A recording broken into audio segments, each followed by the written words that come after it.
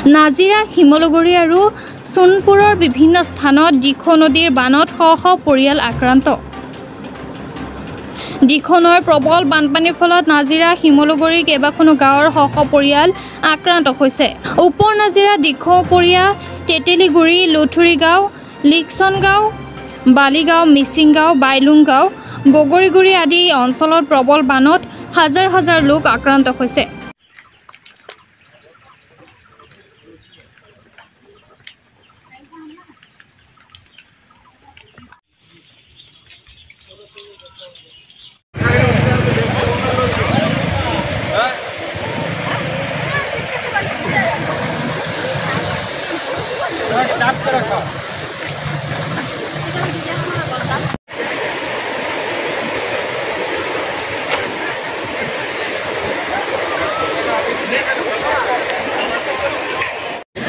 বাৰে বাৰে কৈ আছোঁ প্ৰশাসনক কৈ আছোঁ কিন্তু দুখৰ কথা প্ৰশাসনে কিন্তু সেই গাড়ীসমূহ আজিলৈকে কিন্তু কণ্ট্ৰল কৰিব নোৱাৰিলে যোৱাকালিও একদম দিনভৰ গোটেই ডাঙৰ ডাঙৰ মানে কয়লা ভৰ্তি গাড়ী হওক বা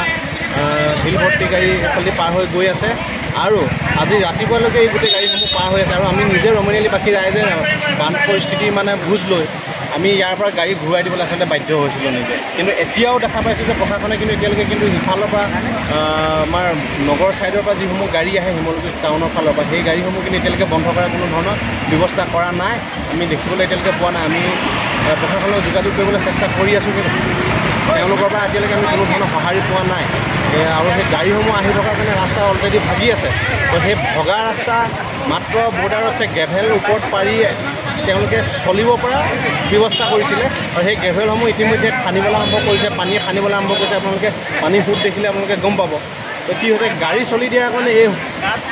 গ্ৰেভেলসমূহ বেছিকৈ খান্দিবলৈ আৰম্ভ কৰিছে